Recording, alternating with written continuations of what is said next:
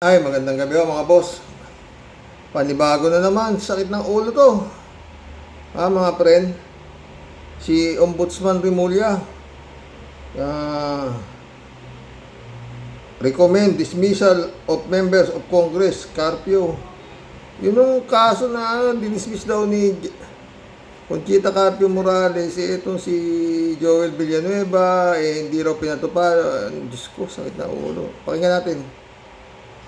Kundi si Justice Antonio Carpio. Good morning, Justice. Si Danny Buenafe sa Programang Kabayan.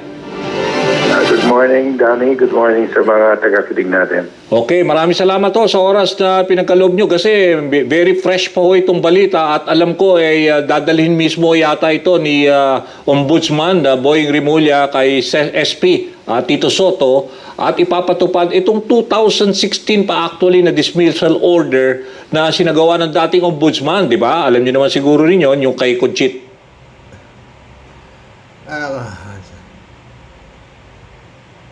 Nakapanlambot mga boss. Oo, sa totoo lang.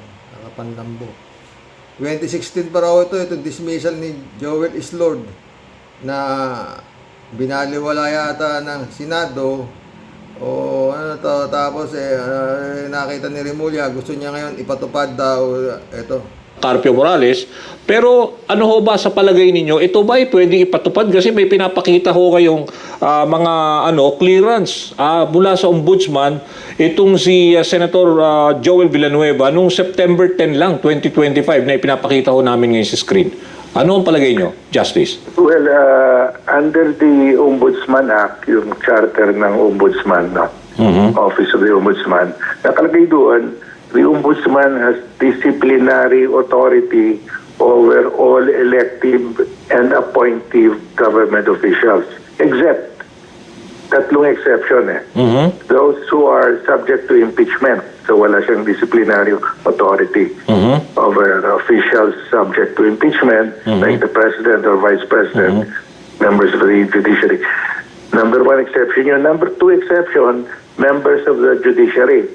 Okay. Wala siyang disciplinary authority. It's the Supreme Court and Bank that has disciplinary authority, no? Okay. And third, yung members of Congress, Senate and the House. Okay. Wala siyang disciplinary authority.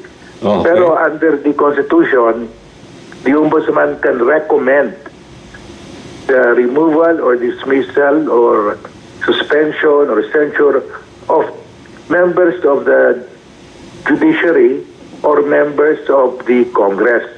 Okay. May recommendatory power siya. That's why, ang ginawa ni former Ombudsman Conchita Carpio Morales, ni-recommend niya after finding that there was that Senator Yung PIDAF, no?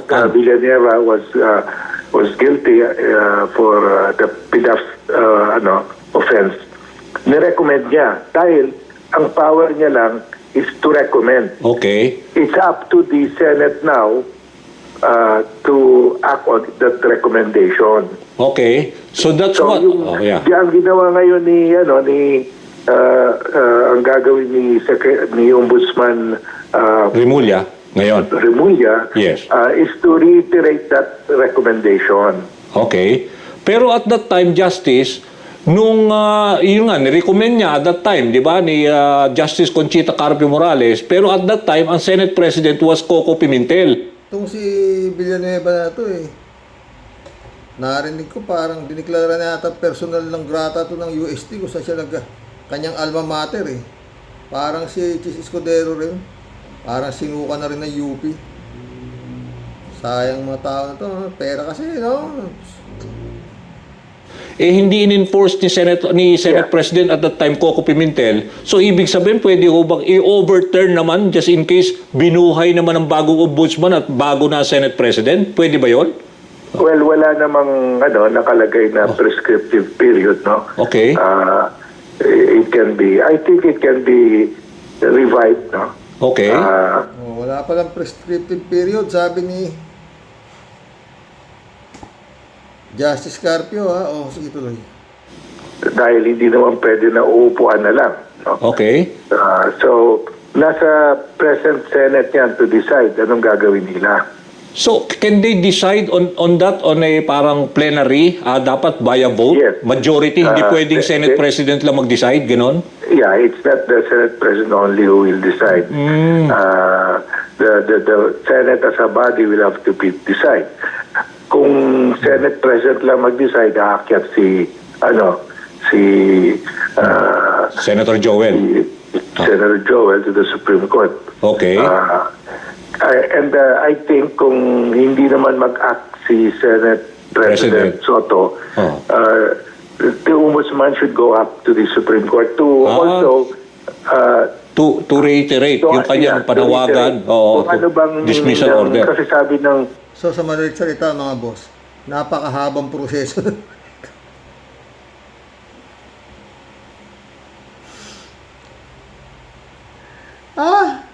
Loy. Sabi ng Constitution, he can recommend. The Ombudsman can recommend the dismissal. So Okay. para may clarity kung ano mangyari, no? Okay. Whether it's just the whether the Senate as a whole should vote on that recommendation or not, no? Okay. Pero ibig sabihin, The Senate as a whole. Magbubutuhan na naman ho itong mga senador.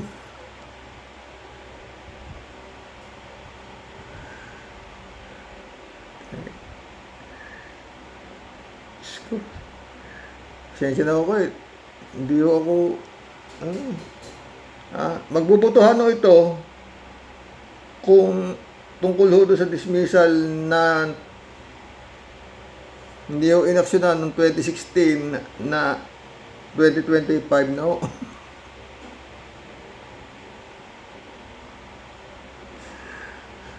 Kada boto ho nito isang senatong na to, ipaliliwanag nila kung bakit ganun ang kanilang naging boto.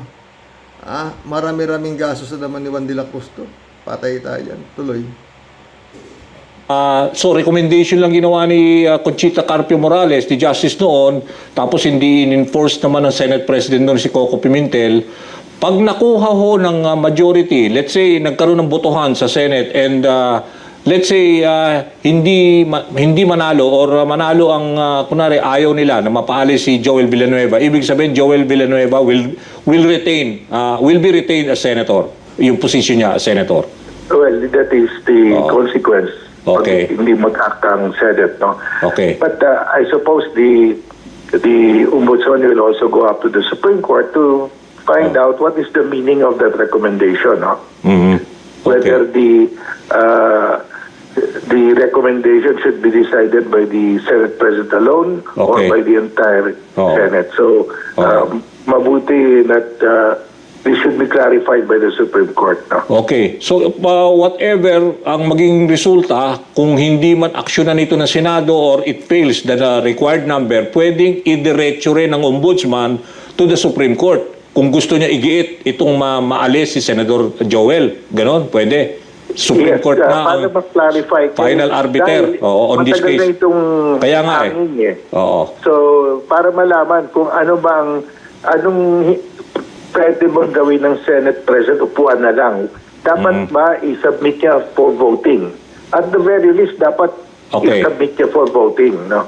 Yeah. Okay, para lang Pwede katulad ginawa ni sino noon, si who was Coco Pimentel ba noon? Yeah, siya yung Senate President nung 2016 nung lumabas yung order. Oh. So pinatatawag na naman ho nila si Coco Pimentel para ipaliwanag bakit niya inupuan ito.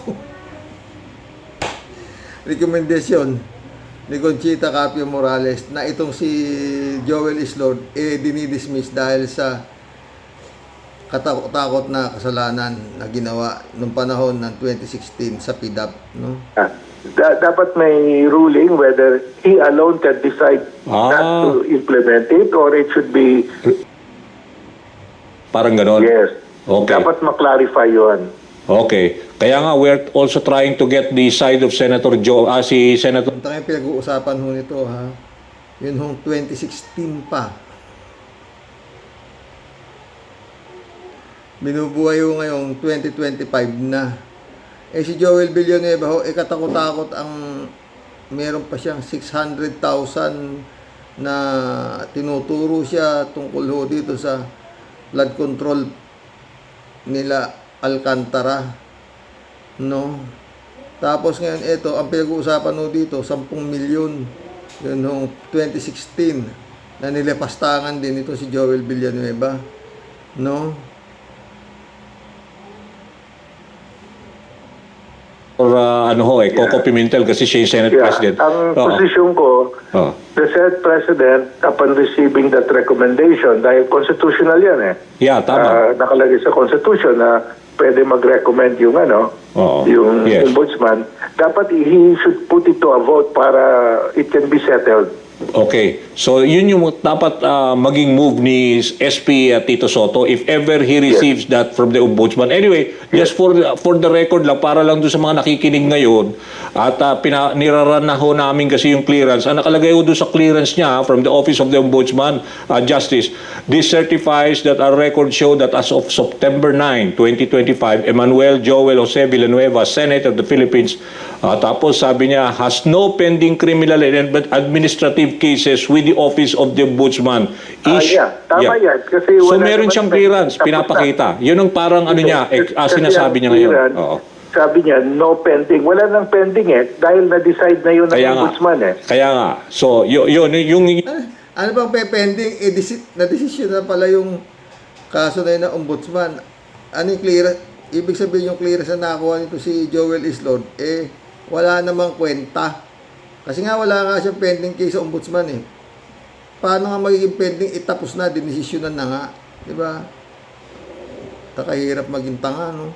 yun ang sinasabi niya. So, ibig sabihin, that will be another legal challenge that he has to pagsakaling binuhay nga nitong bagong ombudsman. Pero para sa record din ng para lang. Ang bagong ombudsman is not conducting another investigation. Walang pending investigation. Kaya nga, parang inano lang niya, ni-revive niya yung dating dismissal order. He just reiterated the Okay. recommendation. Okay.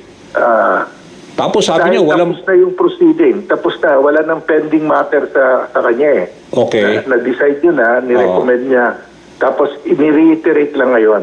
Oo. So parang malinaw lang, Justice, ibig sabihin, kahit 2016 to nangyari, walang prescriptive period. Pwede pa rin mangyari.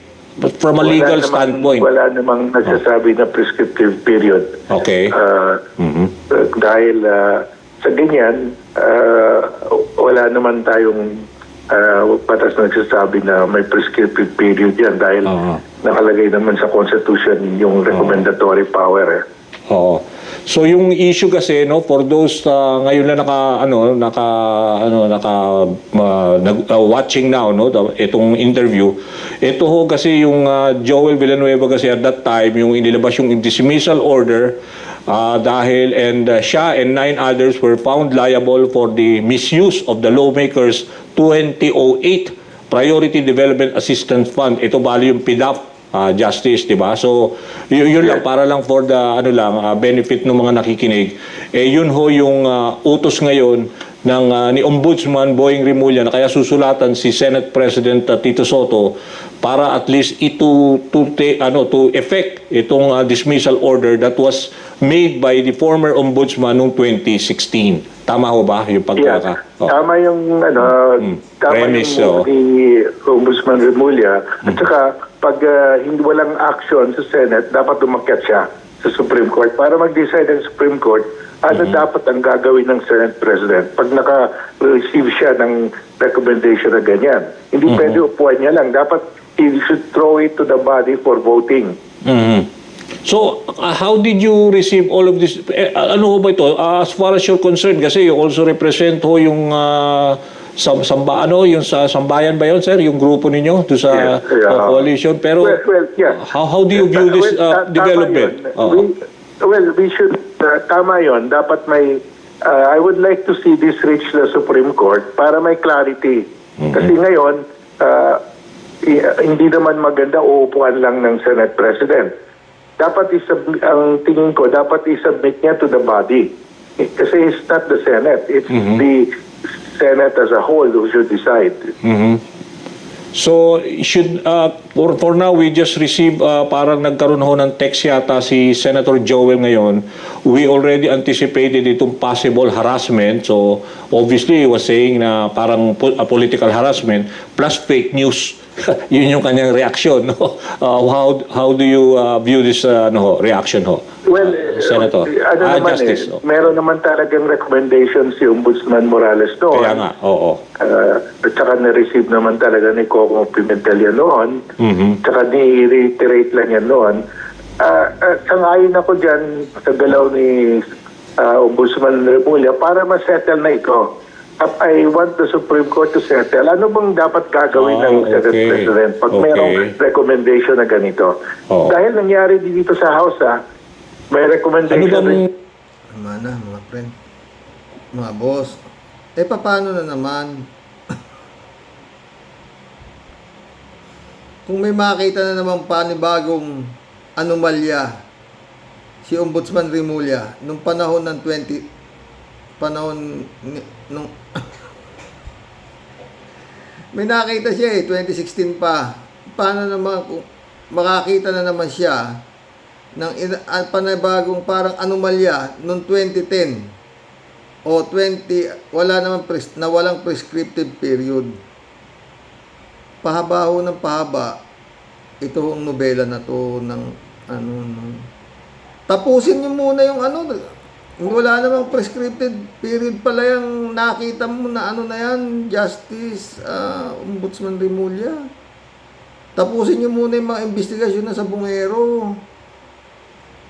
Tapusin niyo muna yung itong blood control anomalies na to na 100 milyon. Yung nakita mo panahon ni Villanueva 10 milyon lang yata yung na yan, no? Dadagdag na naman sa teleserye yan. Yan ho ang usapan ngayon, mga boss. Mula kaninang umaga hanggang ngayon, ayan, yan ang usapan, no? Sa Billionaire Channel naman, yun din. Ombudsman wants enforcement of 2016 dismissal order versus Senator Villanueva. For the Senate, an unenforced dismissal order against Senator Joel Villanueva 9 years ago. Our Hannah T is reporting live from the Senate. Hi, Hannah. Now give us a background on this case and how will this proceed now? That's right. My Ombudsman, Jesus Crispin Remulla, says he will personally deliver a letter to Senate President Tito Soto tomorrow asking the Senate to enforce the 2016 dismissal order issued by the Office of the Ombudsman against Senator Joel Villanueva. Tomorrow, is also the budget hearing of the Ombudsman here at the Senate. So, Utakin niya mga boss. 9 years ago, nahukay niya to, tapos gusto niya ngayon. Tapusin niyo muna yung anomalya, Ombudsman.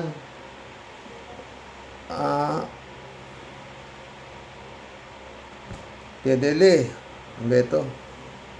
Tapusin niyo muna yung yung blood control. Oo. Ni Diskaya, kung paano ang gagawin sa almost 100 of billions na mga insertion na tapos eto naman yung 2016 na desisyon ni dating ombudsman Conchita Morales. Paano yung desisyon na naman nung pinalitan mong ombudsman na si Martires? Baka may makakalkalin ka na naman doon, Ombudsman Remulla, na pwedeng pag-usapan na naman. Palayo tayo na pupunta yung maganda na maganda na yung takbo. Babalikan ninyo yung 2016 na desisyon ni Conchita Carpio Morales na hindi naman nagpiprescribe. Wala pa hong laman yung kulungan na bagong tayo, no? At saka yung kaso na isasampa sana, sinampa ni Plander, na sinampa ni Trillanes, hindi kaya pwedeng doon muna tayo mag-focus at saka kay Digong bago ho yung desisyon ni ombudsman, dating ombudsman Conchita Carlos Carpio Morales noong 2016. Ano po? Magbigay ho kayo ng mga reaksyon sa mga pangyayari sa pahaba ho ng pahaba na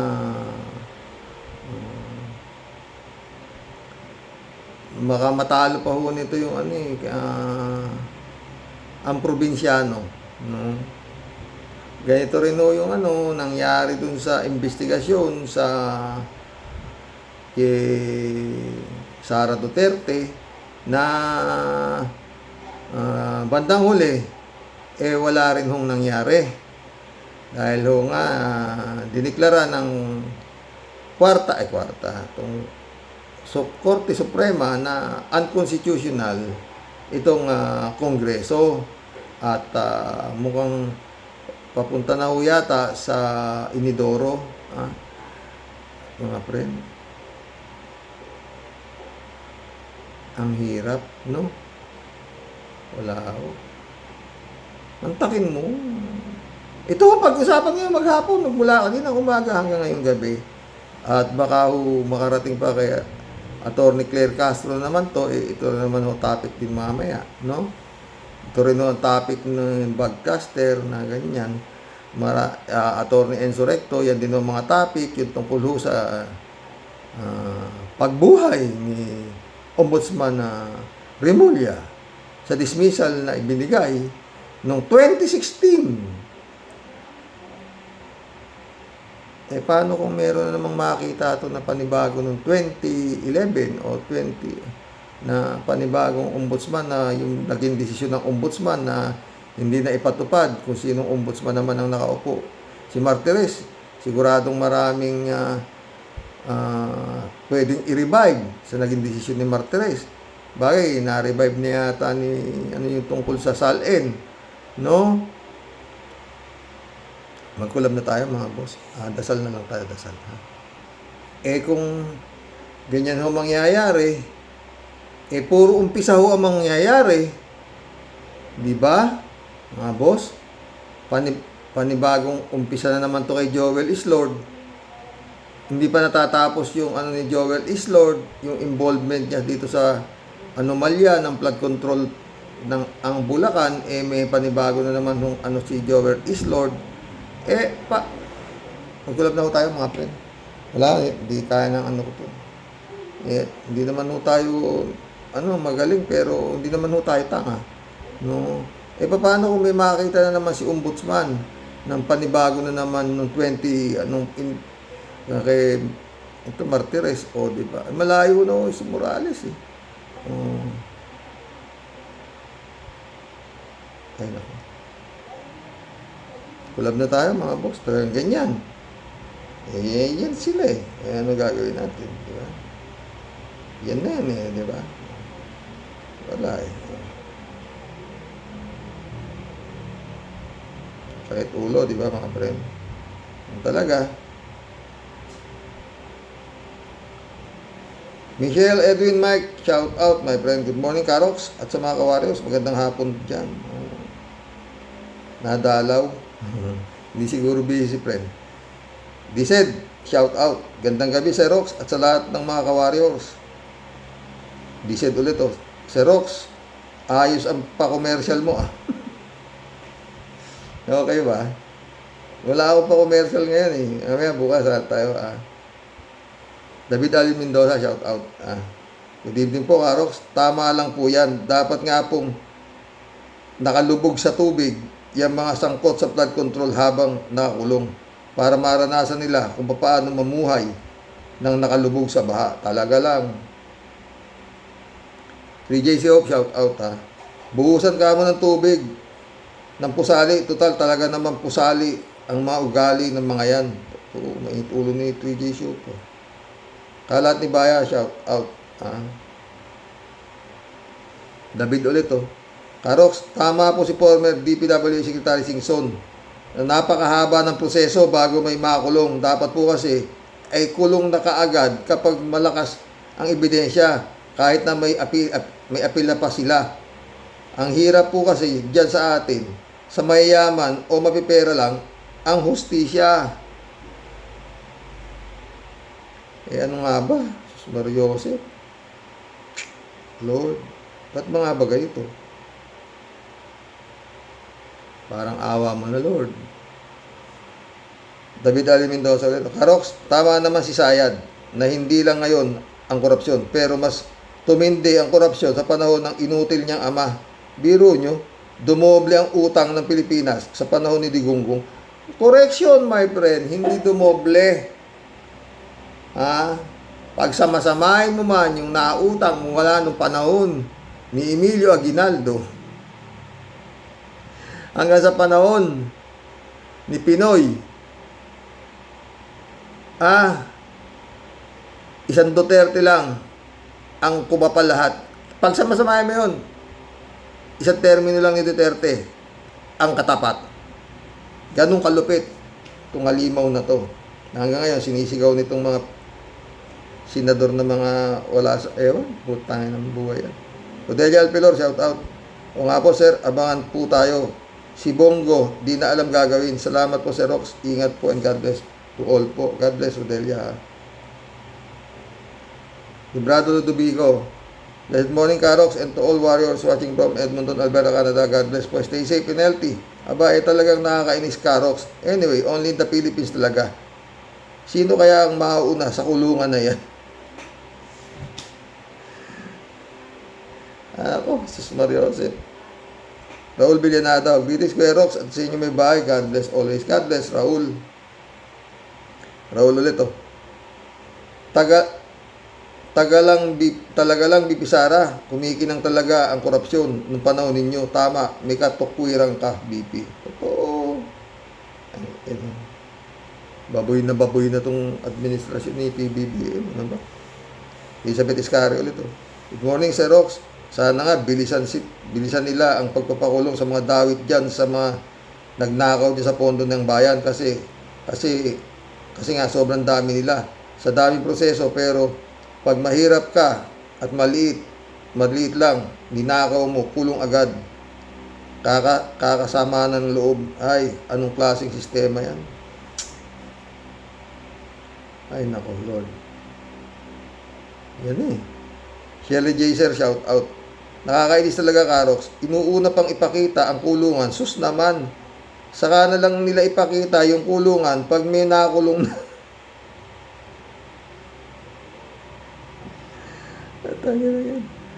Ayan si Ang, hindi pa nakakasuhan. Ay, nako. Pag may kwarto talaga, hirap pa nagutin sa mga karumal-dumal nilang ginagawa. Takin mo, gusto pa ipakulong ni Atong Ang yung whistleblower. Tang-inan. Anong klase? Tang-inan ko. David Iscari. Yan ang hirap din sa ating sistema ng batas. Usad pagong. At yung iba nga, halos ilang dekada na, di pa rin tapos kasi nga, ang daming proseso. Pag napatunayan sana na involved siya, kulong agad. At para makita ng taong bayan na kumikilos ang justice system natin, di ba Sir Rox? Ito sagot ni 3J Show. Tama ka dyan. Akalain mo, yung kaso nga ni Cedric Lee at Dennis Corneo, iniabot na 10 taon bago nahatulan ng reklusyon perpetua ang dalawang hunghang. Nakakulong pa si Bong Navarro, di ba? Siya pa hinatulan. Kaya kawawa talagang mahihirap, mga friend. Agay naging kaso nitong asawa ko. Ang lakas na kaso. Talo. Paano kung wala ka pang apila? Di ganun na lang. Di ba? Yan ang batas. Gastos Buti may pang apila. Na talaga namang ewan ko paano nga ako nanalo yung Panginoon. Diyos ko. Hindi ko natutulog ang Diyos. Ang dalawang, akalain mong ni-rape daw siya, meron bang matapos ma-rape nakatawa sa salamin ng elevator? Yun nga di ba? Elizabeth Iscari ulit Dagdag comment ko po dito kay Atong Ang ikinaso niya sa dati niyang tao sa sabungan na nag-expose ng kahayupan nito, buti at ibinasura na ng korte. Pero kung si Digong ang presidente, kulong yung tauan. Tagin. Ano ba? Ang dapat lang na magkaroon ng ito ay warrant of arrest para malaman niya ang hustisya na nararapat sa kanya. Hanggang ngayon, hindi pa ho inaaresto. Sa dami ng pinapatay na sa bungero, pati walang kalalaman na pinadilibing doon sa lake. Wala pa. Hindi pa na aresto si Atong Ang ina naman, ano yun? Butiscario. Ay nako, Sara. Anong klaseng vice presidente ito? Kung magsalita siya, parang ang linis niya, siya ang korap. Siya ang nga korap din. At may ebidensya pa na maliwanag pa sa sikat ng araw. Mary Lebron, shout out. Good morning, Sir Rox. No skipping ads. Salamat.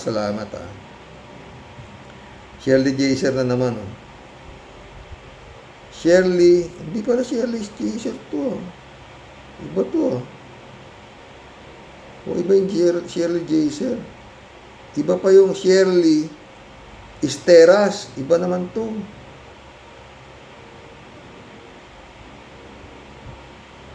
Ano to? Lintin na Jekwang Jackma Bongo. Nagbanta pa. Magkakagulo daw ang Pinas. Bunyag na ni Senator Trillanes na sinubukang bayaran. Oo, gagawin mo. Jekwang Jawa. Jekwang Jawa siya. Yumataman sa hirap. Yumataman hirap. Pawis buhay sa mga Pinoy. Layas, Jakma. Eka nga ni Carbonil. Ikulong daw ang mga buhaya. Siya ang pinunong buhaya ni Tutai. Ito. Lorante de Raya, shoutout. Wala yan puri imbestiga, BBM, pakulong mo na mga bayawak na yan. Putak ka ng putak. Wala namang itlog. Lorante de Raya. Bagay sa mukha ni Bongo, ang kanyang ugali, hambog. Lorante ulit, oh. Ulaga talaga ang mga bumoto dyan sa Bongo. Tingnan mo mukha, parang sandok. Jane Labay na, shout out. Xerox, talagang level up na hanggang kalawakan. Ayokong sabihin hanggang langit dahil tahanan yun ng Diyos. Ang kalawakan ng mga kampon ng dilim, sinunog talaga ang building ng DPWH para walang evidence. Sa dami-dami ng pwede sunugin. Di ba, Xerox? Oo. Ano raw? Faulty wirings. Maski yung, di ba, sinunog parang, di ba, pero, mantakin mo yung post office, bakit, anak ng puta, sunog na sunog, no? Chupista Bunao, good morning po, kuya, mapagpalang araw po sa ating lahat. Nakakainis na nangyayari sa mga investigasyon. Bakit paikot-ikot, sikot hanggang ngayon, laya pa rin ang mga buhaya. Totoo. Jane ulit, oh. Xerox, alam mo, kahit sunugin pa nila ang building, mas lalo lang pinapatunayan ang mga ebidensya sa great corruption of the century. Si Lord na ang kumikilos para sa sambayan ng Pilipino. Kaya kahit itago nila o sunugin nila ang mga evidence, di sila makakaligtas sa Panginoon Diyos. Totoo yan. Ang problema, Jane, yung mga hayop na yan, hindi na naniniwalang may Diyos. Sa totoo lang, hindi ho yan. Lahat ho yung mga pero pa, sad to say, marami hong taong yumaman sa paggamit sa pangalan ng Panginoon. Diba? Dahil ho, sa dami ng tanga na napaniniwala nila, mga Jane ulit, oh. Xerox, sobrang kagahaman ng mga politiko kahit salita ng Diyos nilalapastangan, pero may katapusan yan at napakasakit ng kabayaran ng kanilang kawalang hiyaan. Sana nga. No, Tia Delio. Friend Shervin Sapeda. Shout out, Prince Sherwin sa Peda, Christiansen, July 7, Alcantara. Annalisa Apolinar, shout out sa inyo mga friend ha. Sabi ni Tia Deli, impong basyang Team Tia Deli po, mga balandra at hagunot po sa pagbati na mingiti sa iyo, Sir Rox, at sa buong Team Rocky Warriors the Great. Ako po, Sir Rox. Ito na naman tayo. Ang masasabi ko na lang po, dapat nang may mapatunayan ng amin pong si John Lloyd ng Cavite Chapter. Ano po? Yun, ikaw naman, ang galing. Nakakita na naman siya ng panibagong issue. Noong 2016 pala, dinismiss na pala ito. O kita mo? O di, nadagdagan na naman ang ating aabangang panibagong kabanata sa iimbestigahan ng sakit ulo ko, Tia Delica. Ano ba yan, si John Lloyd ng Cavite mo? Sir Boying, tama na po ang panay ipapogi natin. Ano po, inip na po ang mga taong bayan na may makitang nililitsyon at ibinibitin po ng patiwarik. Sir naman. Naman tayo.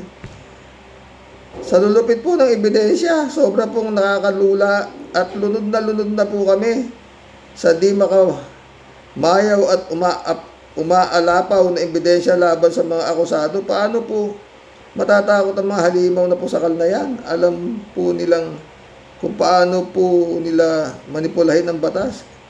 Dito po sa USA, Rox, yan na tayo. Yan. Buti ka nga nandiyan kay. Sa loob ka, magpapahinog ng bukol mo at mag-iintay ka dapat kung may kaso ka ba o wala. Di po pwede yung mga palusot na ganyan. Posas ka na agad.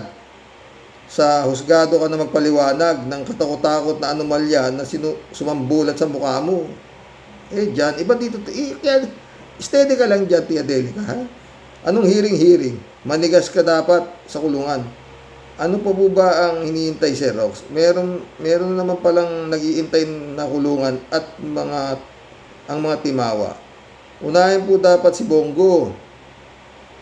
Kasama na si Boy Dila, pati tropang Budot at Junggoy. Ayos, Sir Rox. Magkakosa ulit ang mga mag-BFF. Akala siguro ni Budot nakaligtas na siya. Ano po? Alam mo po, Sir Rox, kung sa tingin niya at ng pamilya niya nakaisa at nagulangan na naman nila ang taong bayan, ayan. Ang tadhana po ay sadyang mapagbiro at kailanman po, Sir Rox, dapat alam po nila pwede mong gaguhin lahat ng klase ng tao sa mundo, pero ang Diyos po, Sir Rox, kailanman po di nila pwedeng lilangin at lokohin. Totoo yan, friend. Kaya nga nag-iwan na siya ng kanyang 10 kautusan. Oo. Na pag inyong nilabag, doon kayo kay Satanas.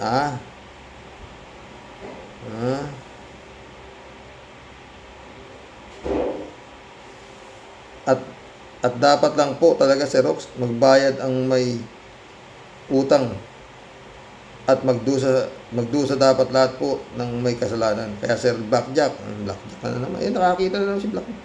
Tama na po, puro presko. Puro presko na naman ngayon yung Blackjack. Ano ka ba? Trabaho na po tayo dapat, Sir. Inip na po ang mga tao. Mabigyan mo naman po sana ng tamang katarungan.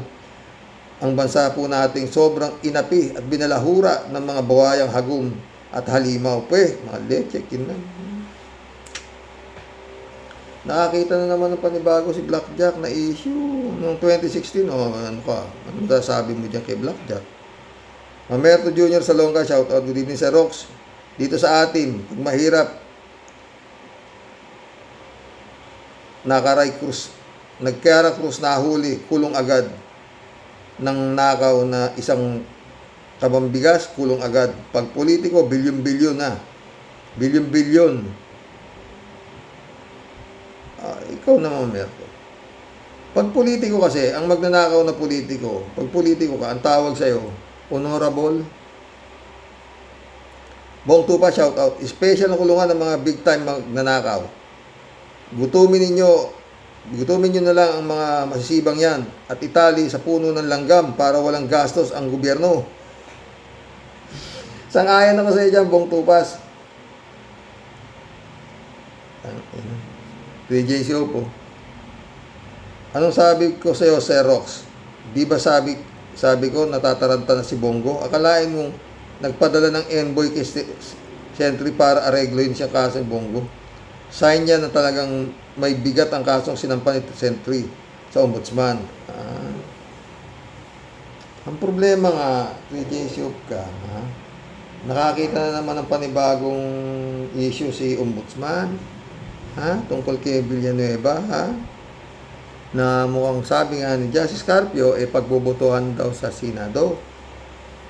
Paano na ngayon yung sinampan ni Sentry? Diyan muna sa tabi-tabi, ganun na naman ba yun, 3JC Hope? At di naman nagbibiro si Sentry dahil 8 taon siyang naghintay para lang maisampa ang kaso nito si Bongo ng kanang kamay ni Gongs D. O sa madaling salita, alter ego ni Gong D. Tagabili ng maruya nila sa kanya siya, ang puta. 3JC Hope. Sabi ni Bongo, bakit di daw sampahan si Sentry ang mga utak ng korupsyon? Ang sagot ni Sentry, kaya nga sinasampahan na kita ng kaso Ikaw ang utak ng korupsyon. Iba talagang itong si Sentry. Walang paligoy-ligoy kung sumagot. At talagang may prinsipyo. Di nabibili Sentry. Pahiya tuloy si Bongo. At walang binabasa yan, tukayo ko na yan. Kala mo, 3JC. Sagutin ka yan, punto por punto. Hindi kagaya ito si Bonggago.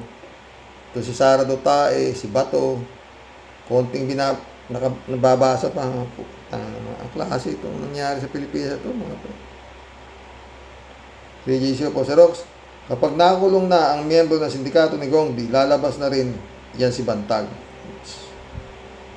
Kaya magtiwala lang tayo sa Diyos at di yan makakatakas sa parusa ng kanyang mga kasalanan sa bansa.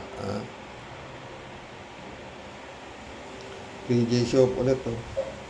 Alam mo, Sir Rox, ito si Sara, pil na pil niya na siya magiging presidente sa 2028. Naku, wag siyang pakakasiguro kahit kakampi pa siya ng China. Kinakalabanan niya si Bongo. Kasi may balak din ata itong maging presidente. Kahit pa may makinarya itong Bongo, kapag nasungkit na naman ng ICC, nasungkit naman siya ng ICC o ng Ombudsman, boke ang pangarap niyang maging presidente sa 2028. Ito naman si Pusit, pil na pil niya, na presidente na siya.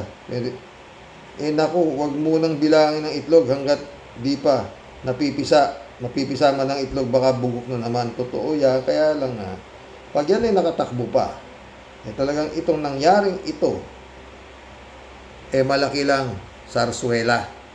Takay mo putang na sa katakot-takot na kaso niya si Sayad, makakatakbo, tsaka si Bongo, tsaka, naku,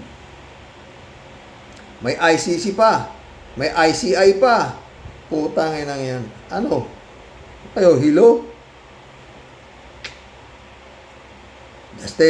Ombudsman, baka naman pagkatapos na itong nakita mo na anomalya ng 2016, may makita ka naman sa anomalya ng taong 2001 o 2002, buhayin mo na naman.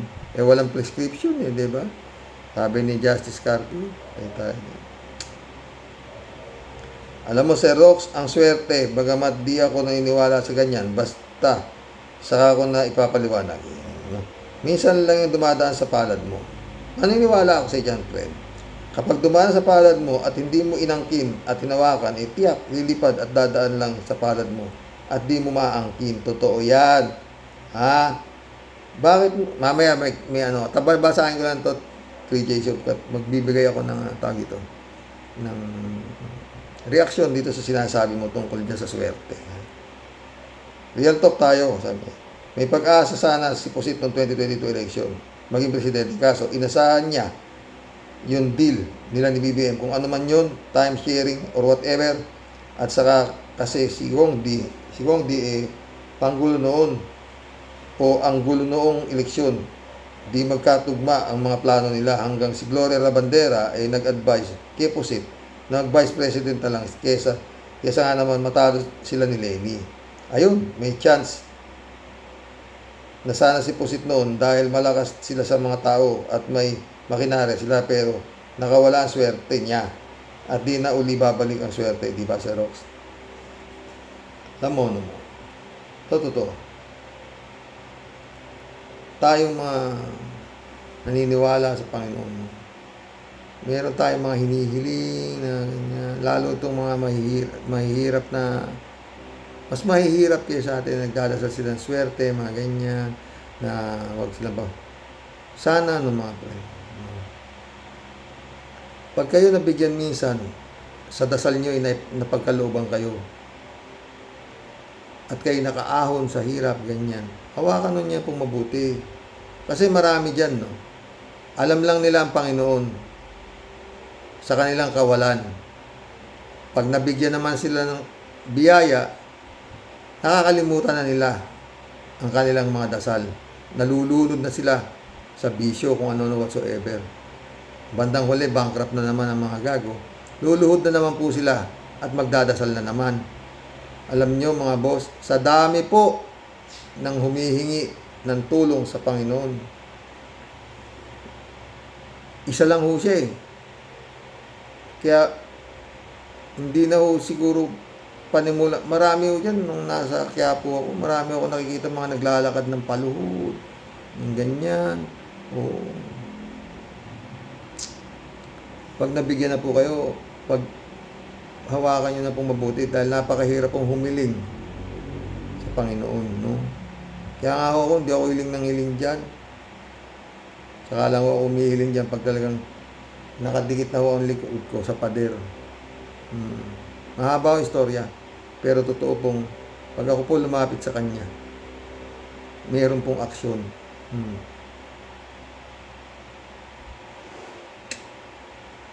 Lalo nung inilapit ko yung buhay ng aking anak, na kukwento ko po sa inyo pagka sa susunod na vlog kung paano ako ginaid niya kung ano ang akin dapat na gawin. Talaga pong magka-interest po kayo. Yung pangalawang anak ko po yun eh.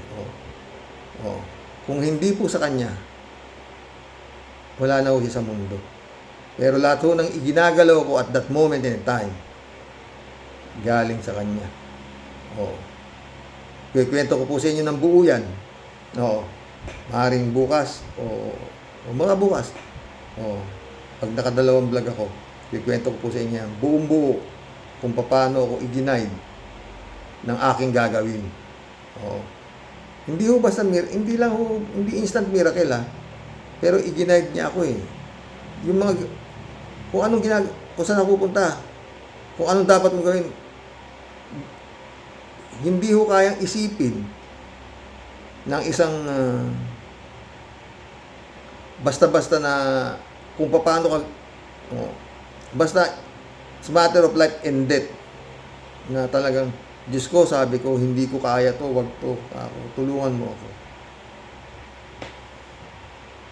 Kwento ko sa inyo bukas, bukas o ng umaga. Maganda po ang istorya. Tuloy natin si TVJ Show, ha?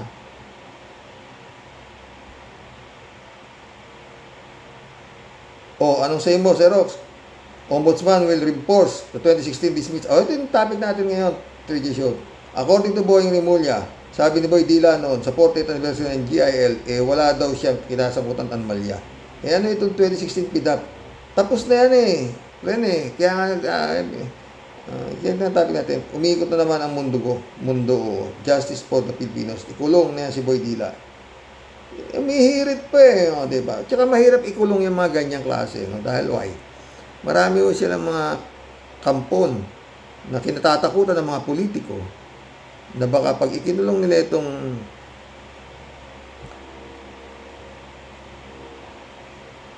nagtatago sa pangalan ng Jesus, hindi sila iboboto. Parang iglesia rin yan eh. Milyon din yata natanga niya. Natanga na paniwala niya. Actually, si Rox, kung ako lang masusunod, kakasuhan ko yan ng paglabad sa boses na masakit sa tenga. Yung pasigaw-sigaw na akala mo naman magugulat ang mga tao. Ang sakit ng tenga ng boses. Ikaw, pero yung kanyang mga kampon, abay, napakaganda dating sa tenga nila niyan. Marilo Pabiano, good day po tayo sa mga kawaryos. Natawa naman po ako sinabi ninyong may maipakulong nawa kahit isa. Eh, ito si Atty. Claire nga po eh. Sa sinabi ni John Vic, mga 200 daw po. Sagot ni Atty. Claire, 200 lang? Sa totoo lang po, world news po itong nangyayari sa ating bansa. Totoo. Kaya nawa eh, may mangyari talagang maipakulong. Yung pinakamadaling batas na lang ang gamitin nila para mabawasan ng nakaw na yaman at makakulong ang mga sila ng magtanda. Ay nako. Oy, mission accomplished mga friend. Ha? Hanggang bukas po muli. God bless. Shout out, Dolor Garcia, my friend. Eman Escalona, nak, shout out. Brother Elias Isyo, shout out. Hanggang bukas po muli. Adorasyon di Maranan. Ay, nako. Ewan. Kung hanggang saan. No? Takin mo. Hindi pa nga tapos dito sa isang investigasyon, meron na namang nahukay si Black Doctor. Itong si Ombudsman. Ay nako. God bless. Good night po, mga ka-warriors.